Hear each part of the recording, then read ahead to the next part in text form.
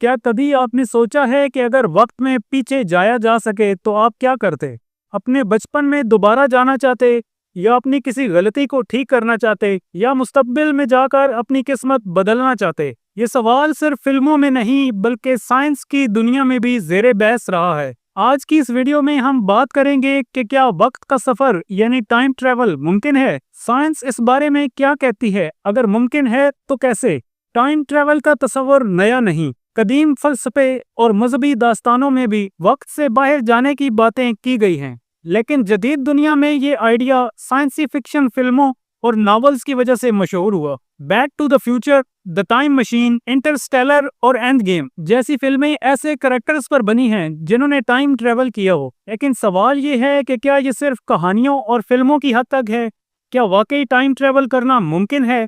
Science इस बारे में क्या कहती है, चलिए आइए जानते हैं। मशहूर साइंसदान आइंस्टाइन ने 1905 में the theory of special relativity पेश की, जिसके मुताबिक वक्त हर एक के लिए यकसा नहीं होता बल्कि रफ्तार और कशिश शकल के हिसाब से बदलता है।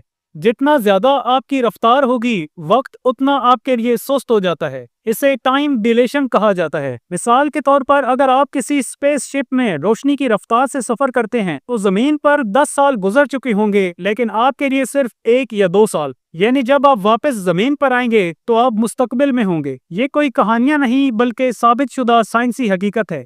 आपको ये जानकर हैरत होगी कि दुनिया के कुछ लोग वाकई टाइम ट्रैवल कर चुके हैं।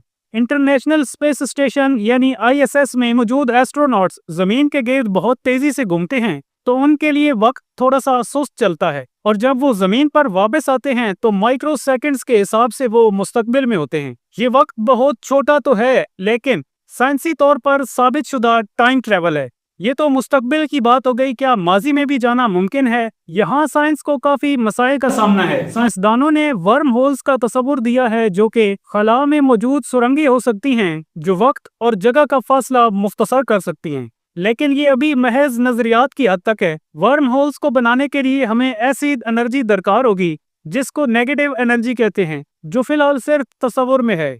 इसके साथ एक और मसला भी है जिसे टाइम पैराडॉक्स कहते हैं। मिसाल के तौर पर आप माजी में जाकर अपने दादा को मार दे तो आप खुद कैसे पैदा हुए? ऐसे सवालात साइंस को बड़ी उलझन में डाल देते हैं।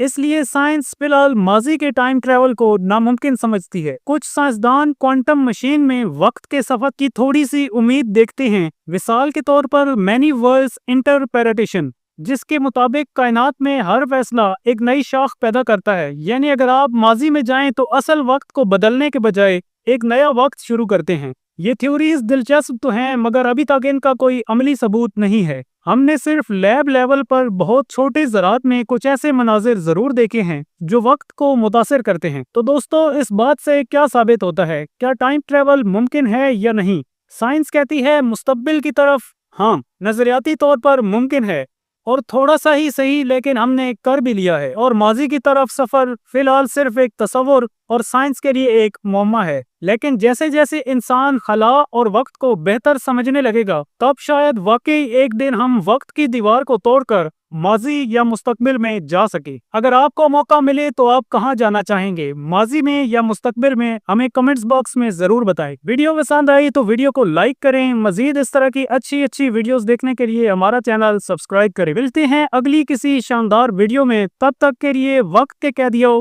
अल्लाह हाफिज।